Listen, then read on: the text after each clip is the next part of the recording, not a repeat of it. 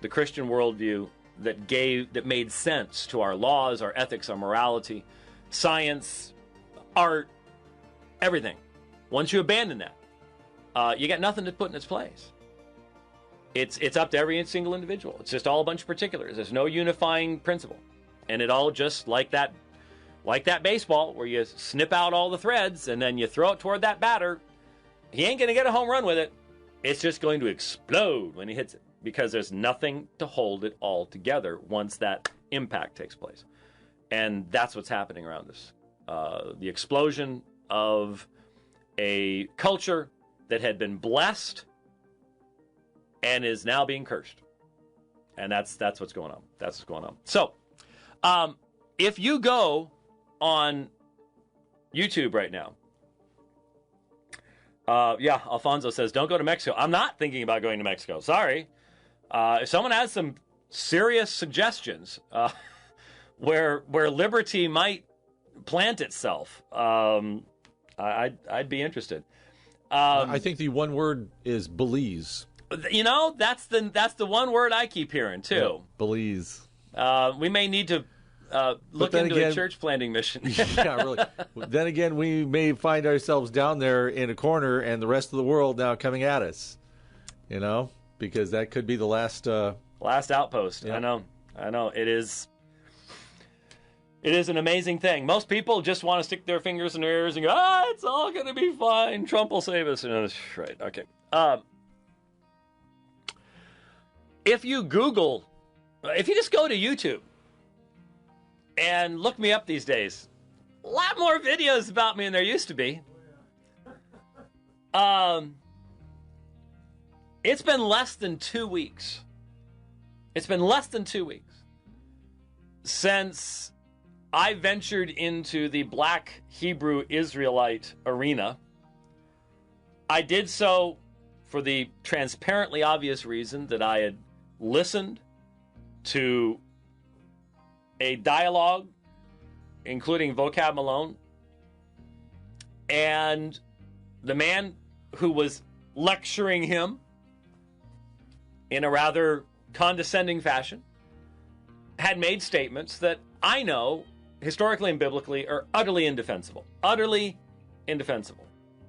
And so I just put out on social media, I'd like to get in touch and would like to talk about this, and that led to that first conversation 12 days ago with Elder Akah of the GOCC. Well, that got a lot of attention. But then having Vocab on the next week, and then the next day doing the debate, wow. And I'm just looking here on YouTube. Some of these are people reposting stuff that I've posted, and you know what? I don't care. To be honest with you, on this, right now, what I'm encouraged by is the little bit that we've done. This is a little bit. The little bit we've done is getting all over the place to all of the BHI groups. And what's amazing is even when they attack me, they include what I'm saying. And so, you got this up? Right, it's a green screen at the start. Now, I'll be honest with you. I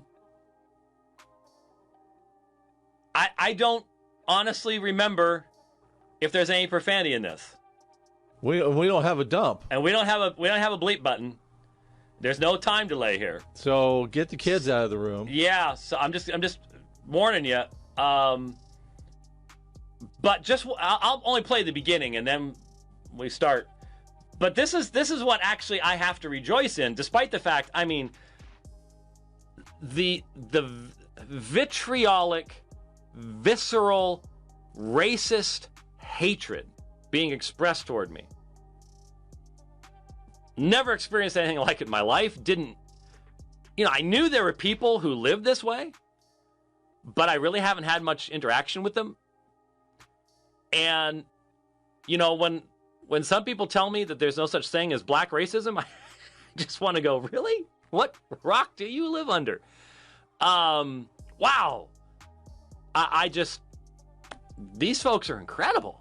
They really, really are incredible. And it's just sad to think about what their lives are like. I mean, to see the conjunction of visceral hatred based upon race with religion, the result is the ugliest thing you could ever have. It's one thing to have a secular racist, who's just racist because they're racist. But the contradiction of starting off, well, all praises belong to God, blah, blah, blah, blah, and quoting from the book of Proverbs, and the next word you're dropping F-bombs and whitey and cracker and all the rest of this stuff. I mean, they've obviously never read the book of James. Out of the same mouth, you bless God and you curse men. This, brethren, should not be. For them, it's this, brethren, is the way we are. Says a lot to me. It's an utter refutation. I mean, you can't take those claims seriously when someone is just so obviously hypocritical in the way they behave. But it really shows how ugly it is when you join religion and racism. And that's happened in the past. That every racial group in the world has experienced it. Every single one. Don't close your eyes to the reality that every single racial group in the world has at some time in their history experienced that at the hands of another. That's just the fact. They don't accept it, but they don't accept a lot of things about history. So, anyways, this is called GOCC Alpha and Omega Ministry, DABATE. That's a dabate instead of a debate. It's a dabate. Like we got the Apocrypha and things like that. So we've got the dabate here. But at least it starts, I mean, it's edited, but it's not edited to necessarily to remove the important content. So here we go.